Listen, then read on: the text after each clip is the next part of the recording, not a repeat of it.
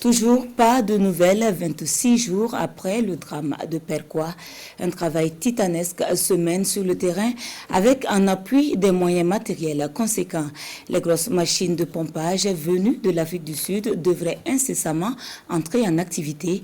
Des efforts portés par le soutien humain et décisionnel du gouvernement qui a élu domicile depuis une semaine à Réau à travers une cellule de crise. Le point de la situation avec Daouda Ouattara et Vincent Kenrebeo.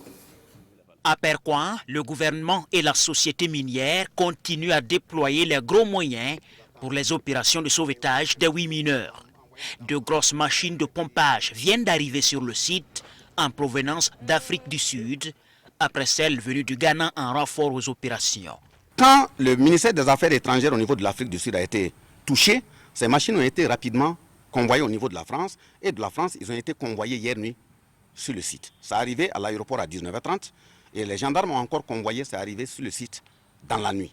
Et ce sont ces machines, les dernières machines sur lesquelles ils sont en train de travailler pour les faire descendre d'ici demain dans les galeries. Nuit et jour, des techniciens sont à la tâche pour évacuer l'eau des galeries souterraines.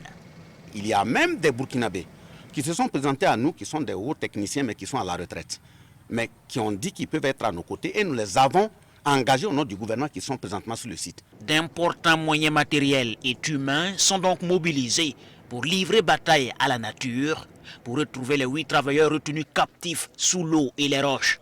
Et ça s'apparente à une guerre des titans, doublée d'une course contre la montre, près d'un mois après la catastrophe. La galerie, arrivée à un moment donné, est constituée à l'intérieur comme un rond-point. Et dans ce rond-point, ça veut dire qu'il y a la galerie principale, mais il y a des voies secondaires qui ont été creusées, soit exploitées, ou bien on a creusé dans la roche pour faire un lieu de refuge ou de garage des camions ou des caterpillars. Parce que sur la voie unique, il peut y avoir 2 engins qui peuvent être à une zone de croisement. Pour permettre à un des engins de passer, celui qui est au niveau du rond-point doit forcément se ranger dans une des galeries secondaires pour permettre à l'autre de circuler. Donc quand vous pompez l'eau et vous arrivez à un tel type de rond-point, vous savez très bien, vous puisez l'eau, mais il faut que l'eau de ces galeries-là redescende au point central avant de pouvoir progresser. Conséquence, vous pouvez vous retrouver à pouvoir puiser près de 4 millions de litres, mais vous n'allez même pas pouvoir progresser énormément. D'abord, il faut pomper l'eau. Après l'eau, il faut que les sapeurs-pompiers vérifient la boue. Après la vérification, il faut venir la nettoyer avec les caterpillars. Il faut venir remblayer avec les conglomérats. Il faut maintenant tamiser pour que la voie soit uniforme, installer les machines pour pouvoir progresser. Donc vous voyez que c'est un travail de titan, mais tel que nous sommes engagés nuit et jour, nous avons espoir que le sacrifice en vaut la chandelle. Chaque jour, les familles associées à la cellule de crise envoient des représentants pour un constat des opérations jusque dans le sous-sol. L'attente est vraiment difficile et ce n'est pas facile à supporter. Nous avons suivi les travaux de bout en bout et nous constatons que les travaux avancent. Et c'est vrai qu'au premier moment, ça n'avançait pas comme on le souhaitait. Mais actuellement, les travaux avancent.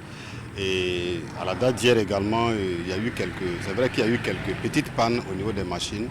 Mais la situation que nous avons reçue ce soir, ça montre que le niveau d'eau a encore diminué un peu.